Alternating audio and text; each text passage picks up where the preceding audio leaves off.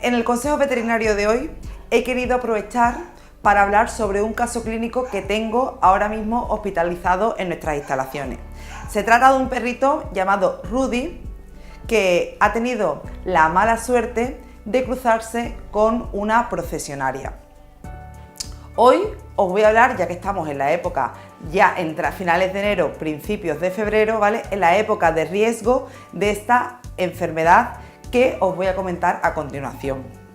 La procesionaria del pino, como es comúnmente conocida, y científicamente se llama Taumatopea pitocampa. Para entender esta patología o este tipo de parásito invasor que tenemos en los pinos, es muy importante que yo os hable sobre el ciclo biológico de la procesionaria. Entendiendo bien cómo es el ciclo biológico, sabréis qué épocas son de riesgo y dónde nos la vamos a poder encontrar. Si en el pino, bajando, en el suelo, y eso es lo que vamos a empezar a contar en el consejo veterinario de hoy. Os voy a poner, bueno, como estáis viendo, una foto del ciclo biológico. A finales de verano, las mariposas salen de la tierra. Las mariposas hembras y los machos. Las mariposas rápidamente, como pueden, alcanzan pues una hojita, una acícula del pino y se quedan ahí esperando.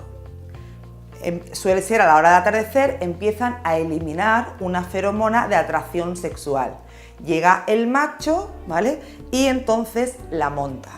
Y se produce la cópula y ya la hembra seleccionará cuál pino, ¿vale?, es el más conveniente para la supervivencia de sus crías. Se aloja ya en las acículas del pino. Tener en cuenta que una hembra es capaz de producir 300 huevos, una sola hembra, que es bastante. Entonces la mariposa, una vez que ha sufrido la cópula, busca un pino que ella considere que es bastante eficiente para sobrevivir su descendencia, se aloja en la parte más soleada, la parte del norte, en la parte más alta del pino, y empieza a poner sus huevos en las acículas. Las acículas son las hojas estas que son como agujas del pino, y empieza a poner los huevos con forma de cápsulas, como estáis viendo. Va formando como una especie de cápsula alargada y coloca sus 300 huevos. La etapa embrionaria, es decir, el tiempo que está ese huevo evolucionando, son aproximadamente 30 días. A las 4 semanas de haber puesto la puesta de huevos, salen ya la eclosión de esas larvas, y esas larvitas van a sufrir 5 fases. Estará la fase 1, la fase 2, la fase 3, la fase 4 y la fase 5.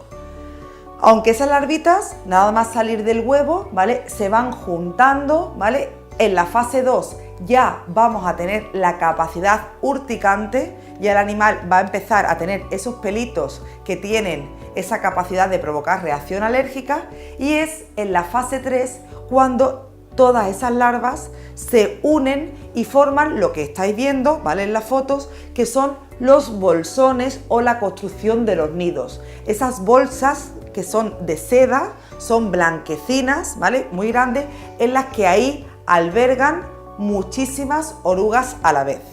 Esos bolsones, ¿vale?, o esos nidos de seda, albergan unas 200 orugas y tienen una peculiaridad, es que estas orugas en esta fase, la fase 3, tienen una alimentación nocturna. Al atardecer, esas orugas o esas larvas de orugas salen del nido y empiezan a caminar, ¿vale? Tejen con la boca un hilo de seda que les va a ayudar luego a volver al nido, ¿vale? Entonces les va ayudando como un hilo para luego volver y que no se pierdan. Y se van andando por las acículas del pino y se la van comiendo. Esta peculiaridad de alimentación nocturna viene el nombre de Taumatopea pitocampa, que significa oruga funámbula del pino. Funámbula porque sale, digamos, la actividad la tiene por la noche. El animal sale a comer y cuando regresa y forma el bolsón o el nido, antes de entrar en su nido empieza a tejer y a fortalecer ese nido para que cada vez sea más voluminoso. Así que todas las orugas salen a comer y luego vuelven y tejen parte del nido. También es importante que ese nido al principio es blanquecino, pero a medida que va pasando el tiempo, debido a los excrementos, se empieza a poner de color amarillento. Pero fijaros, no solo forman un nido, depende mucho de la temperatura que haya en el exterior. Así, de esta forma, en la época de invierno, en las épocas más frías, esos nidos estarán expuestos más a la luz solar. Por tanto, estarán en las partes más soleadas de la parte de arriba del pino. Sin embargo, al principio, cuando todavía hace mucho calor, esos nidos se construirán más en zonas sombrías para protegerse de las altas temperaturas. Tener en cuenta que estas fases larvarias no pueden soportar temperaturas por encima de los 32 grados ni tampoco temperaturas por debajo de los 12 grados porque acabarían con la vida de la oruga. Así que al principio del invierno estarán puestas en las zonas más protegidas del frío y a medida que vaya avanzando el frío se irán colocando en las zonas más soleadas. Bueno, pasamos ya, han evolucionado, ¿vale?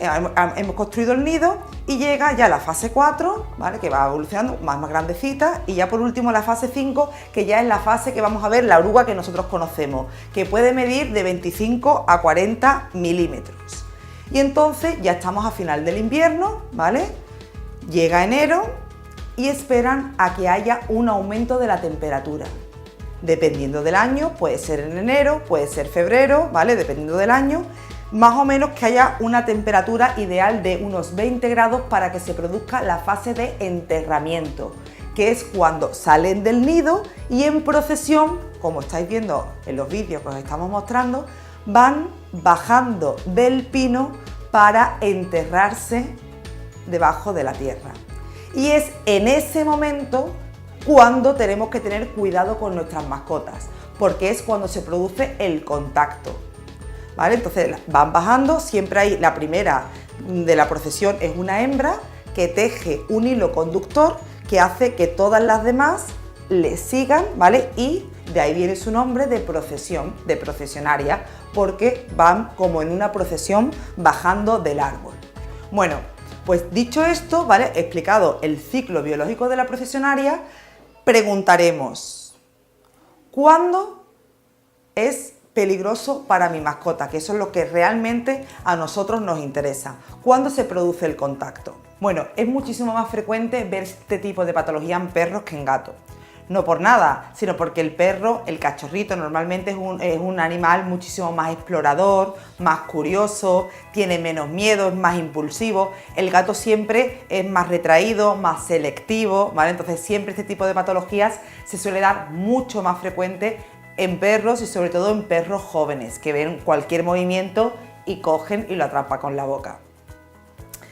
El perro o el gato se puede puede enfermar o puede estar en contacto con la procesionaria a través, lo podemos hacer por tres partes, o bien directamente con la procesionaria, es decir, el perro sale a la calle y ve una hilera de orugas que están en movimiento, que avanzan, que se mueven, y al perro le llama la atención y se acerca y lo chupa, lo lame o incluso lo coge con la boca, ¿vale? Esa sería la primera posibilidad de contacto con la oruga. La segunda posibilidad sería con los nidos, lo que hablábamos de la construcción de los nidos de seda. Estos nidos de seda, por el viento, caen al suelo y al caer al suelo, todos esos pelos urticantes que ahora hablaremos, ¿vale?, se van a esparcir por todo el entorno. Así que no hace falta muchas veces que el animal esté en contacto con la oruga, sino que simplemente en el entorno, en el campo, haya pelos esparcidos por el campo y el animal, al ir olfateando o lo que sea, o al chupar cualquier parte, también se pueda contagiar o contactar con esa oruga o con ese pelo urticante. Y ya la tercera forma de contacto sería a través del viento. Fijaros que hay viento y todos esos pelos urticantes salen, ¿vale?, por el aire, y también puede llegar a contactar con el animal o incluso con las personas. Pero lo verdaderamente importante es qué parte del cuerpo del animal entra en contacto con la procesionaria o con los pelos de la procesionaria. No solo qué parte del cuerpo, sino cuánto tiempo o qué grado de intimidad se produce con esos pelos, el animal con esos pelos. Y ya por último, ¿vale?, la rapidez con la que el animal o el dueño se dé cuenta que ha pasado y instaure un tratamiento. Esos tres factores van a determinar que sea un caso leve o grave. El hecho de el tiempo que esté, la parte del cuerpo y lo rápido que instauremos el tratamiento va a ser vital. Normalmente la mayoría de los perros entran en contacto con la boca. Entonces vamos a producir, bueno, pues una gran inflamación de los labios, una gran inflamación de la lengua, una glositis, ¿vale?, una estomatitis, una inflamación de las encías, va a haber, ¿vale?, una fase erosiva de la enfermedad y luego una fase ulcerativa. Si no hacemos nada, en poco tiempo esa estomatitis va a evolucionar a una forma necrotizante, se va a necrosar y podemos llegar a perder trozos literalmente de lengua, como vais a ver en las fotografías que os voy a mostrar. Además, no solo con la boca, ¿vale?, que es la principal forma de contacto, también podemos hacerlo con los ojos. Sobre todo con los ojos va a ser por el viento, el animal, los pelos van por ahí, llegan, se nos clavan en los párpados provocando blefaritis, que es inflamación de los párpados, o conjuntivitis, inflamación de la conjuntiva, o también queratitis, porque esos pelos se nos claven en la córnea. Y luego la otra parte del cuerpo que también puede verse afectada por esta enfermedad es la nariz, que el animal olfatee y al olfatear se introduzcan por vía nasal esos pelos urticantes y se provoquen rinitis. De estas tres formas de contacto, la más frecuente siempre va a ser la de la boca. Siempre va a haber la principal. Y tener en cuenta que en humana la más frecuente es la de piel. Sin embargo, los perros, esta es la menos frecuente. ¿Vale? Importante, que no os lo he dicho, que es la oruga tiene varios pelos, como estáis viendo. Por el lateral tiene unos pelos blanquitos y en la parte dorsal tiene unos pelos de color amarillo anaranjado. Esos pelos, los amarillos anaranjados, son los que tienen la capacidad urticante. Esos pelos, cuando el animal se siente en peligro, el animal suelta a modo de dardos, ¿vale?, empieza a saltar, que pueden salir miles de ellos, miles de pelos urticantes en forma de dardos que se te clavan por todas partes, por la piel, por los ojos, por la boca, por la nariz, ¿vale?, y que tienen una toxina que al romperse ese pelo desprenden una toxina que se llama taumatopenia, que es la causante del cuadro clínico. Así que fijaros que los pelos peligrosos son los de color naranja o amarillento anaranjado. Ya sabemos cómo me puede contactar mi animal. ¿En qué época? Ya hemos dicho, enero, febrero, marzo, abril, dependiendo de la temperatura. Si la temperatura llega mejor, pues será antes. Si tarda en llegar la temperatura, pues será después. Pero normalmente febrero es el mes así, febrero, marzo, los meses más complicados. Bueno, ¿qué síntomas voy a encontrar en mi animal? Bueno, pues un poquito lo que hemos dicho. Vamos a ver a un animal tremendamente nervioso al principio. Va a empezar con las patas a rozarse, a frotarse la boca, porque esos pelos urticantes al romperse, ¿vale?, bueno, provocan una reacción alérgica muy fuerte. Vamos a ver hipersalivación y tialismo, es decir, el animal va a empezar a segregar muchísima saliva y a que se le caiga la saliva, como es el caso del perrito que tenemos hospitalizado, que vino babeando muchísimo por la boca y no nos podíamos ni acercar a tocarle la boca del malestar que tenía el animal. Vamos a encontrar nerviosismo, hipersalivación, tialismo, angiodema, es decir, va a haber una gran inflamación de la boca, de los párpados, de la cara en general, como cualquier reacción alérgica de si te pica un bicho, una abeja, cualquier insecto que te pica y se provoca una reacción, pues esa reacción también la vamos a encontrar en este tipo de patologías. Vamos a ver si el animal, hay perros que incluso se comen la oruga y se la tragan. En esos casos vamos a encontrar vómitos, ¿vale? El animal va a vomitar porque también va a provocarse ese malestar a nivel intestinal. Como decíamos, si el contacto es con la boca, vamos a ver glositis, inflamación de la lengua, inflamación de los labios, inflamación de las encías, ¿vale? Incapacidad para cerrar la boca. Imaginaros que esa lengua de repente se va a poner enorme de grande, ¿vale? Y el animal no va a poder, es como si tuviera un zapato metido en la boca, no va a poder cerrar las arcadas y va a tener la boca abierta. Podemos encontrar en poco tiempo, si no instauramos rápidamente el tratamiento, una cianosis de la lengua. Vamos a encontrar que la lengua se va poniendo de color grisáceo azulón, ¿vale? Como que va muriéndose, ¿vale? Vamos a encontrar también, vamos a ver ránulas, es decir, esto lo vais a ver en la fotografía, la lengua y debajo de la lengua una pompa muy grande que se debe a la incapacidad, ¿vale?, para vaciar de las glándulas salivares, y eso nos provoca esa ránula o esa pompa debajo de la lengua. Además, si no tenemos ningún tratamiento o lo instauramos o el dueño no se da cuenta, ¿vale? Ya hablábamos del tema de los ojos, podemos tener inflamación, rinitis, inflamación de párpados, conjuntiva, queratitis. Si no hacemos nada, esto puede ir a peor. Podemos encontrar que el animal empieza a tener disnea, dificultad respiratoria, edema laringio, una gran inflamación de la laringe que nos puede comprometer la respiración del animal.